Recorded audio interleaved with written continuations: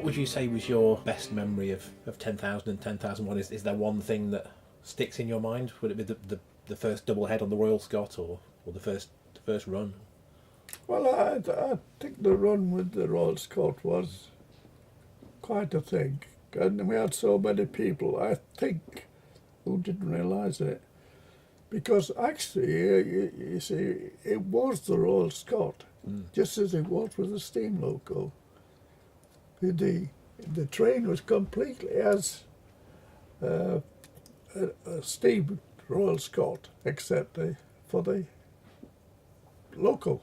And how that was taken off, and this huge train was put on, really, when you think about it. Yeah. So how did people take to the twins on the day when they were used to a steam engine? How did people like it? I didn't notice any difference, actually. No? I don't think they did, really. I mean, the Ivats and people like that appreciated it, but... do you think he was happy with 10,000, Mr. Ivatt? I think so. Yeah. Yeah. Because they were expensive engines to build, I heard. Well, that's the thing, you see. I mean, you're doing almost the equivalent to it, aren't you? Yes. We reckon it probably cost £1 million in that first locomotive, because there's so much one-off. Yes. When you're making things one-off.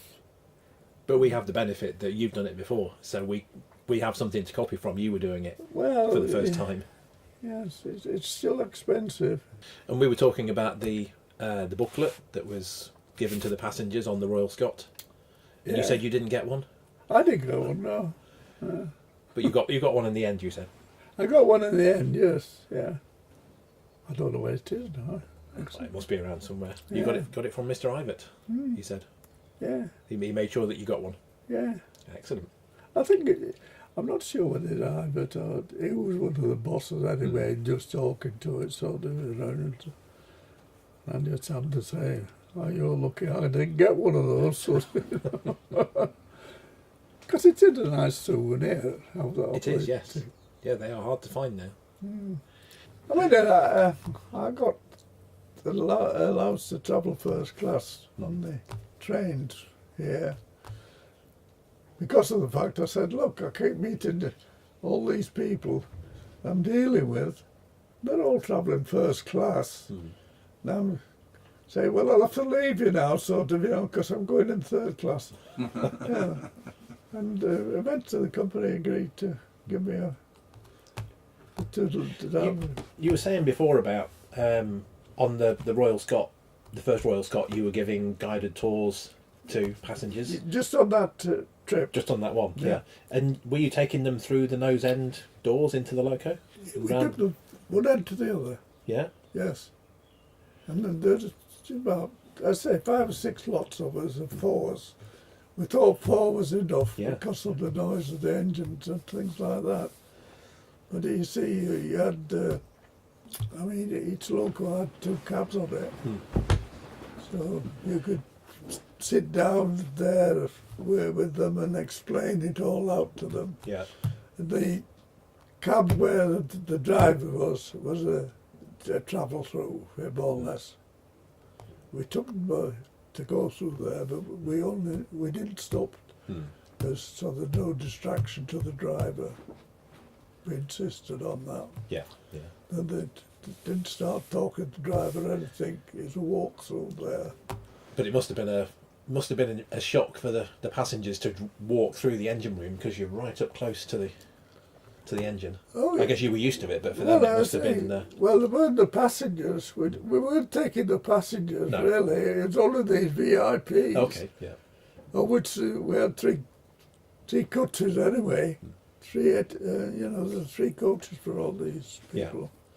Yeah. Then we carried the spare crew as well through there, because we used to stop for changing that. They did that while we were on the run. Yes. Yes, I thought, they were very fortunate. There's not many people taking I can't imagine them doing that today. Locomotive, pulling a Royal Scot. Moving, yeah. And I reckon it was one of the heaviest trains he had. no platform to take them, you know. Oh, they wouldn't No fit on the platform was platform. long enough at Euston or Glasgow. Yeah. How long were those trains? That Royal I Scot? don't know. But it was the full, I say, the makeup was the Royal Scot train less the loco, steam loco. But on that, instead of that, we had 2 diesel locos, and we also had the extra buffet cars. these 3 restaurant cars. Yeah, So it must have been a very heavy train. must have been. And the records say Someone, that. I mean, they normally take it. Someone must have taken it. I was busy doing other things rather than taking notes on trains and things. But they kept well to time, considering how heavy the train was. They kept to time Well, very well. We had the trouble on theirs, even on that, because, as I say, they are prototypes. And what happened on it was that the one of the pipes which caused the feed to the reservoir, air reservoir, and that air was feeding these contactors which connected the motors to the generator. So the result was, on that particular loco, we couldn't close the contactors, or the contactors dropped out so the air pressure went. And so that put one of the locos out of action. So you had all this big train, And only one loco. only one loco and a dead loco on it.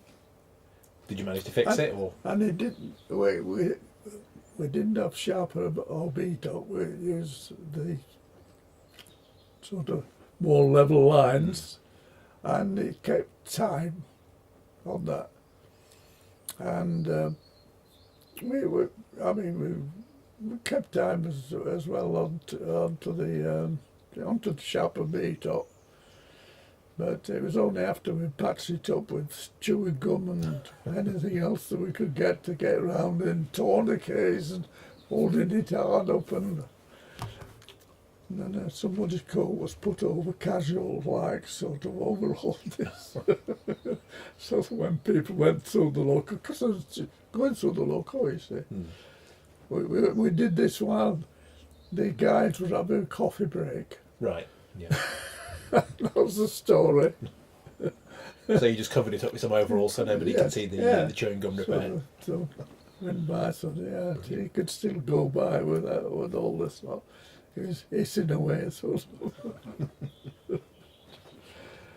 Anyway, we managed to do it. We got up to, that was going up to Glasgow actually, and we got the thing welded up overnight in Glasgow, and a bracket made so that it stopped the vibration, and a bracket made for the other one which hadn't failed.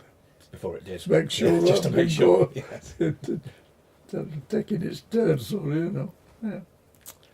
So we came back, and we would have done the return journey except for about a couple of minutes outside Stafford, actually.